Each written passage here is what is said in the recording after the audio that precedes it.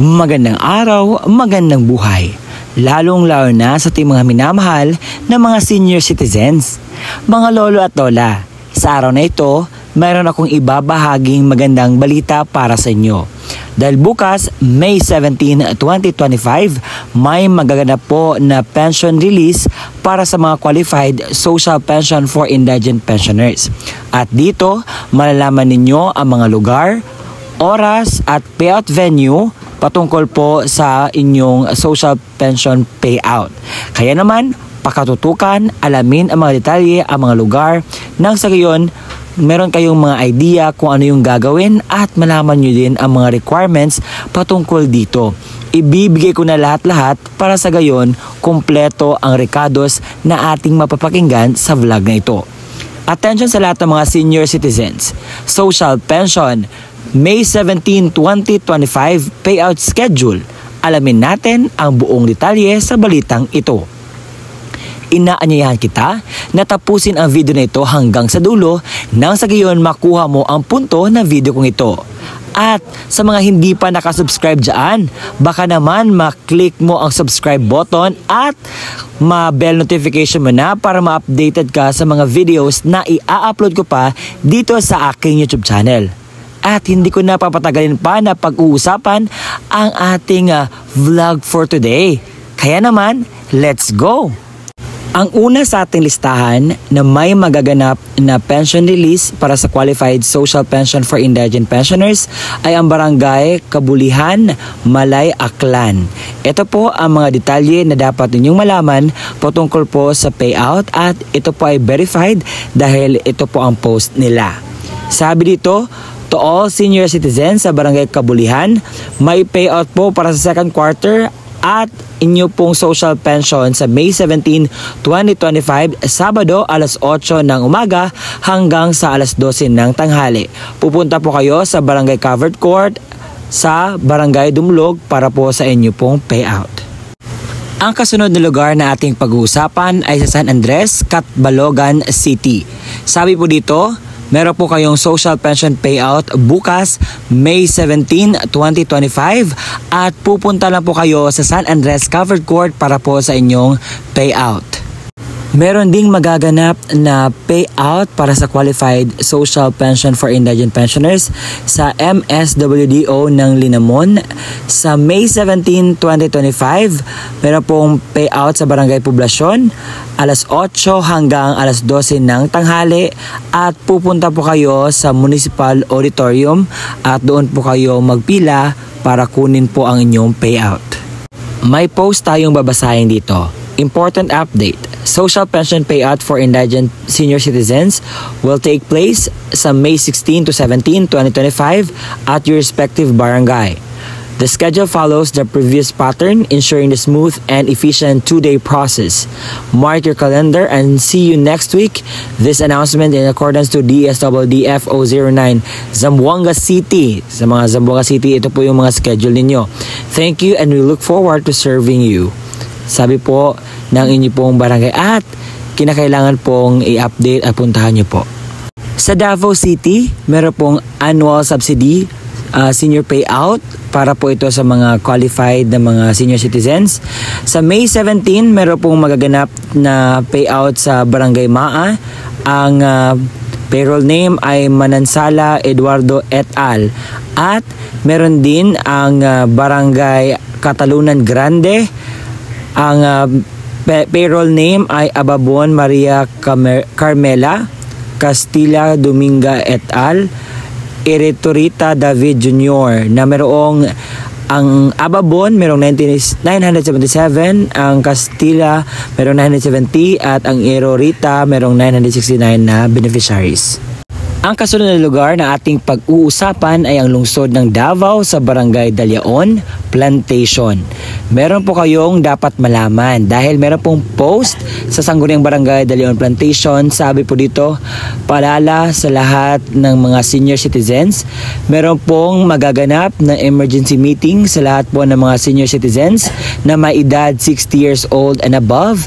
Dahil po ipapaano ang May 17, 2025, Sabado, at magsisimula po ang inyong meeting 1:00 ng hapon at ang venue po ay sa Barangay Covered Court.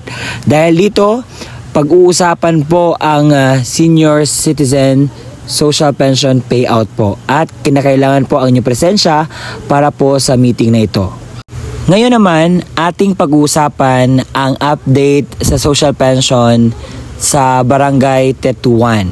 Meron po kayong dapat gawin mga senior citizens na belong dito dahil sabi dito, please be informed that a schedule of validation. May validation po kayong magaganap. Bukas, May 17, 2025, pupunta po kayo sa Barangay Hall para po ito sa first and second quarter sa social pension only. Nakapost na po sila ng mga pangalan at kung hindi mo po nakita, pwede pong puntahan ang inyong barangay sa Barangay Tetuan Assistance Center for verification. At yun lamang po ang mga lugar, payout time at payout venue na ating nasagap sa May 17, 2025 na schedule sa inyong pong payout. Kaya naman, yun po ang dapat ninyong gawin. At sa mga nagtatanong, sir, bakit hindi po kasali ang aming lugar sa inyong vlog? Pagpasensyahan nyo na po dahil may mga barangay na hindi po nag-update ng kanilang detalye sa payout sa Facebook. Kaya naman ang pwede po natin gawin para po mas lesser po yung time natin sa paghahanap ay pupunta po tayo sa pinakamalapit na barangay natin at magtanong sa mga update patungkol sa social pension. Meron pong naka-assign dyan na tao na ipag-post po ang mga update sa inyong barangay. Kaya naman pagpasensyahan nyo na po kung hindi ko po masagap lahat po ng mga lugar. Ito lang po yung mga nakita ko na validate ko at sinearch ko po sa saan po ng mga legit na resources. Para po sa mga nagtatanong patungkol po sa social pension requirements sa pag-payout po, ibibigay ko po ang kumpletong detalye patungkol dito para hindi na po kayo magtanong-tanong sa akin at ibigay ko na po ang lahat ng mga paalala. Sa mga nagtatanong kung ano ba ang mga requirements sa payout sa social pension for indigent pensioners, ito po aking babasahin sa inyo at nakita po ninyo sa inyong screen. Ang personal claim kapag yung mismong senior citizen ang pupunta doon sa payout venue, ito lang po yung mga requirements na dapat niyang dalhin. Original na ID at photocopy of senior citizen's ID with 3 specimen signature or thumb marks na hindi na po makapirma. Kung ngayon ang pupunta ay authorized representative, ito po yung dapat ninyong i-ready. Una, photocopy of ID sa beneficiary with 3 specimen signature or thumb marks na hindi na po makapirma. Pangalawa, photocopy of ID claimant. Pangatlo, proof of relationship if any of the following: live birth, baptismal of the claimant, marriage contract, certificate from the barangay. 5, handwritten authorization letter. 6, picture together holding a later calendar year. Para naman sa deceased beneficiary, ito po yung mga requirements na dapat mong i-ready. Una, death certificate. Pangalawa, photocopy of ID sa beneficiary. Pangatlo, photocopy of ID claimant. Pangapat, proof of relationship, any of the following: live birth, baptismal of the claimant, marriage contract, certification from the barangay. At panglima, warranty. So kinakailangan kukuha po kayo ng format doon sa barangay nyo po. Kapag ang authorized representative, kasi meron po silang sinusunod na mga format po at kinakailangan 4 copies each po. Ang mga kulang na mga dokumento ay hindi po tinatanggap, hindi po kinikater. Kaya naman, ako'y nakagawa ng mga vlogs patungkol dito sa mga requirements. You can review on it para po maliwanagan kayo at meron kayong mga ideya ano yung dapat ninyong gawin sa pension payout ninyo sa social pension. Nasanay nakuha ninyo ang punto ng video kong ito at nakuha ninyo ang mga detalye na dapat ninyong malaman. At pinapaalalahanan ko po ang lahat ng mga senior citizens na pumunta po kayo sa tamang oras po ng inyong pension payout. Baka may pupunta po kayo na hindi po kumakain. Sinasuggest ko po na kumain po kayo, magdala po kayo ng gamot, payong, lahat po ng mga pwedeng dalhin para maging safe po ang ating mga senior citizens. Pwede po yung dalhin.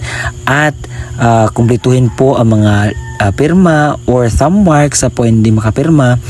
At yung mga nasabi kong mga dapat yung gawin ay sundin nyo lamang po at maging mahinahon po sa pagpila at sa pagkuha at sumunod po sa mga alintuntunin sa payout para po smooth po ang transaction ninyo sa pagkuha po ng inyong pension. And sa mga makakatanggap, congratulations dahil ito yung panahon na makakuha kayo ng ayuda galing po sa ating gobyerno, and we can really say that our government is doing something for our elderly kasi naman po kinakailangan po ng mga elderly ang pensyon dahil kung wala ito, paano po sila makakabili sa kanilang maintenance. At alam ko na may mga senior citizens na nag-take na po ng kanilang maintenance at pamili po ng kahit konti lang na pang-ano sa bahay. So sa akin lang po, ginagawa ko itong vlog na ito para naman po sa kaalaman dahil marami po talagang mga senior citizens ang palagi ang nanonood sa aking YouTube channel. And pagpasensyahan nyo na po as of this moment that you can really hear the frog, no? Kanina pa yan kasi dito medyo merong kulog or kidlat, and ginagawa ko lang talaga itong vlog na to dahil gusto ko maipaalam sa ating mga senior citizens ang mangyayaring payout sa social pension for indigent pensioners bukas May 16, 2025. And ako'y lubos na nagpapasalamat sa palagian ninyong pagsusuporta, papanood ng aking mga vlogs, and more vlogs to come na aking gagawin everyday. Kahit medyo pagod ako, I will do it to inform everyone patungkol sa matatanggap nila na pensyon galing po sa ating gobyerno. And this is me, Ruel Mendoza Tanyo. Kung nakuha mo ang punto ng video ko ito, huwag mo naman kalimutan mag-subscribe. Baka naman at i-bell notification na para maging updated ka sa mga videos na i-upload ko pa. Yan lang muna. Sobrang taas na eh. Bye-bye! And God bless po sa lahat. Keep safe palagi. Always pray to God and never lose hope. Bye-bye.